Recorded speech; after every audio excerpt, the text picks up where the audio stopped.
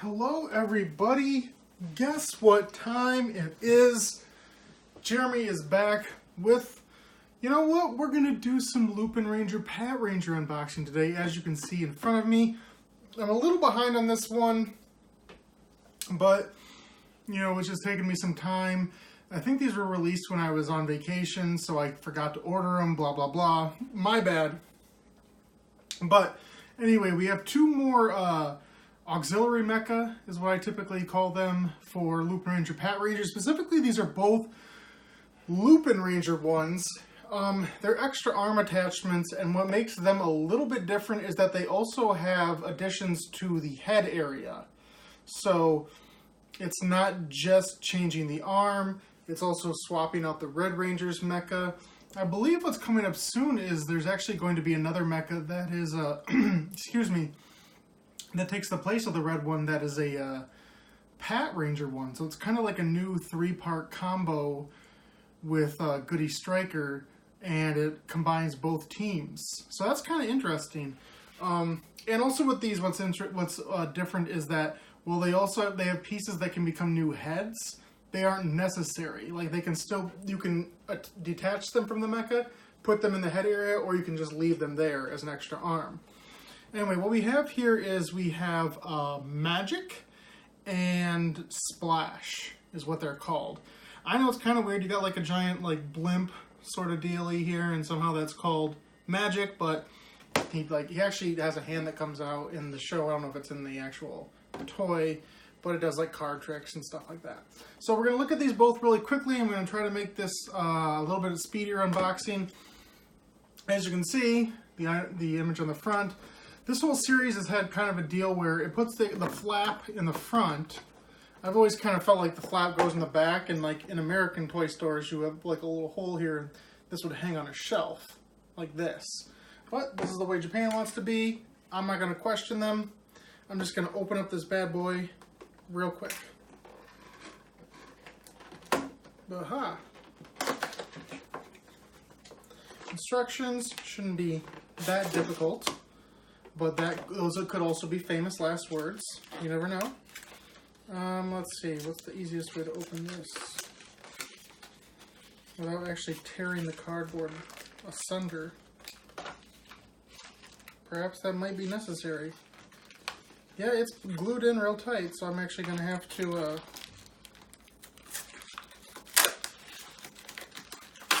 pop that open. Set this aside for now. And we'll pull out Magic. And you know what, I'll just open them both at the same time while I'm here. I'll just get to them one at a time.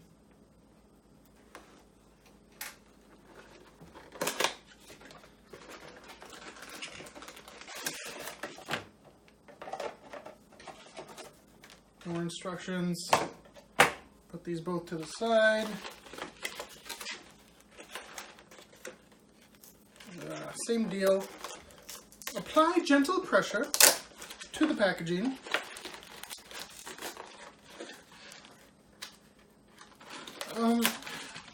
So as far as the actual show goes, I'm still really enjoying it. I think it has a very nice dynamic. The one negative, I would say, is that it's I don't know. I would say that the big negative right now is that there's the main subplot of the Lupinrangers. I feel like they're leaving it in the background a little too much, and I feel like they need to address it more often. Anyway, so what I've noticed quickly about this one is that even though it's obviously got Lupin Red on the front, it's a trigger. So it technically belongs to the Patrangers. I didn't realize that off the bat. If it's got a trigger, it's a Patranger. If it's got a dial, it's a Lupinranger. So let's just check these out quickly. So I got this on. Got to turn it on.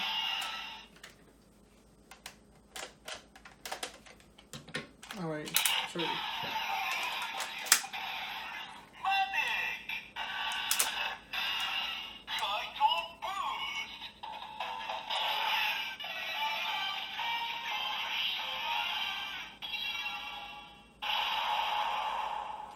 So a little bit of a mystical noise.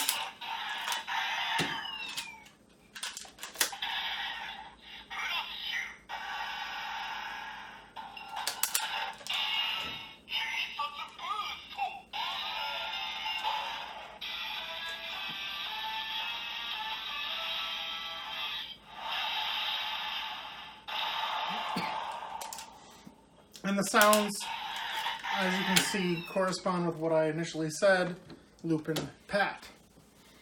Anyway, so I'm going to just open these instructions up real quickly to see what sort of pertinent information we have here.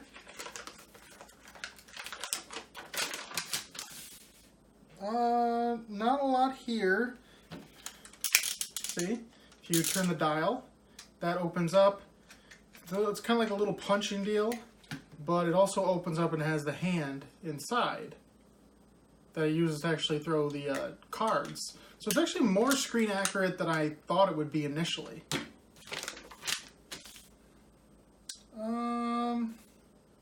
Okay, now as far as this goes, so I start with the Lupin version of it. I believe that is the correct call here. And the first thing you would do is, so, do I have the arms on backwards? I probably do. Because the way this wants it is it wants blue over here. I may have accidentally put the arms on backwards the last time I put it together. Is extremely possible. Yes, so we got blue arm over here, and then over here it wants this arm initially.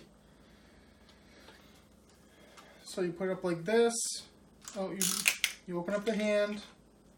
The two pieces can actually, if you pull them back, they will stay.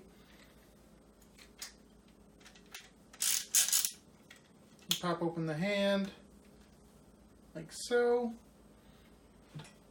And then this back piece is the one that I said can stay on in other forms. But you take it off, and then you just pop the rest on as an arm. You take red off. And then this piece, just very simply, it's got a little connector there. You put it on the front. And then you just fold everything down. Oops. Let's see. Yes. So you just fold it down, and it's just a little extra piece. I will say it's a small extra piece. So while I like the new head design, I do feel like the chest design is a little lacking. And especially, like, I kind of like this to have a little bit of a bigger chest because it's got this massive back piece.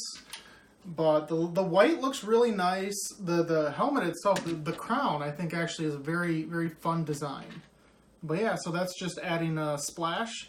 Got a tiny little baby hand there to bust out. But it's a decent addition. Again, there's no bending in the joint, so that's a little disappointing, I would say. But yeah, fun little extra arm. And I've always been the type where, I probably said this in the past, I think a lot of Sentai series have this same problem, where, especially in the modern era, where they love to do like extra arm attachments for combinations, but they never do like new sets of legs. It's very rare they do new sets of legs. And my whole idea is I'm okay with having like different pieces, you know, all these different building Zords, building mecha, whatever you want to say. But at the end of the day, when the series is over, I love the idea of having all of your mecha standing there and there's no extra pieces. There's no extra arms laying around. And I really wish we could get to a series that does that again. Because instead of just, you know, adding 4 extra arms to a series, just add 2 extra arms and then another set of legs. Like, find a new way, a new base, a new torso, whatever you have to do. Like, ideally, that's what I'm looking for when it comes to mecha like this. Anyway, so that's Splash, and now we are going to move on to Magic. Like I showed you before, if you pull the trigger, this pops out.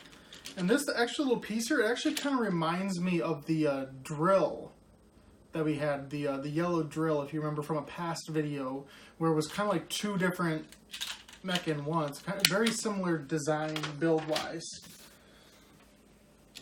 So this piece, the reason it's there is you take this out, and this is going to be the new midsection. Let's see how it folds out. You turn the head around, and then you pop it up like this, and you flip out the doors, and this is what's going to connect in a hot second when we get to that part of this. Anyway, so the way you add this is you just take the headpiece off. Let's see, you fold it back up as it was. and then you just pop it right back on. Oh yeah, it was like this, other way around. Just pop that back on. So you just leave it there for later, and then you would take blue off. Now you don't need blue either, blue or yellow. And there isn't really anything to do to this, I don't believe, to make it uniquely different. I'm going to take a quick look at the picture. Oh, I like it when you pop the elevator piece out a little bit. But then, yeah, you just attach it as another arm. Right here. And then you take this piece. I believe I have it correct. How does it want it?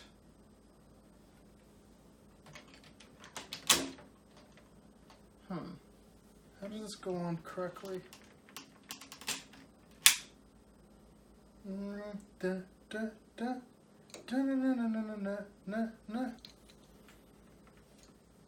Trying to see, this is...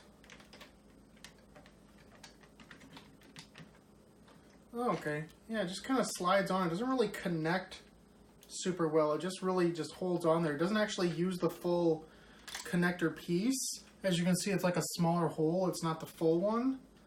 And it just really sits in there. That's very interesting. Just double check and make sure, yeah, that's all there really is to it. And then this is your combination of splash and magic together.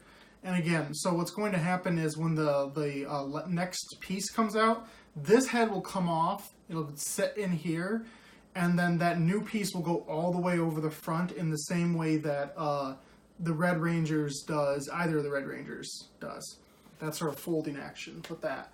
So I think what is cool is that now while they're adding these different mecha, each time they add one before they get to the final form, it still can form its own complete mecha, if you get what I'm saying. You can just add magic, has a head, you take it off. You can add magic and splash, different head, you can take it off, add the third piece, and then you have another combination. I probably should have waited to do all three of them at the same time, but it should be a couple more weeks before that last piece comes.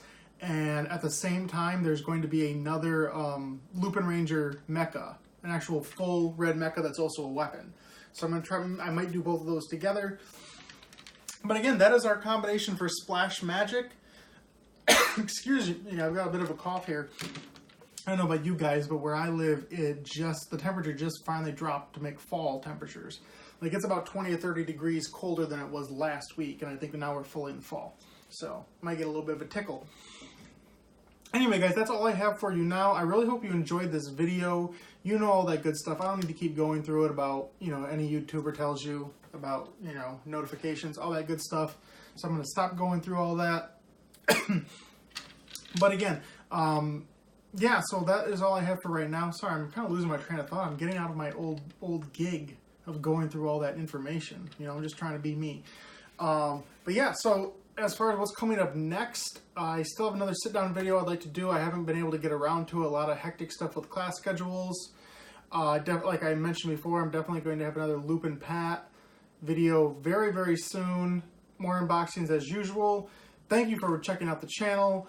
Until the next unboxing, until the next collection of silly little toys, I am Jeremy, aka Captain Subpar, saying to you that forever and always I will be King of the Geeks. Woo! Big breath. Big breath now. Magical splash. Splashy magic. The head kind of reminds me of the Rhino mecha from Lost Galaxy / Gingaman, if you know what I'm saying. I don't know. Maybe that's just me.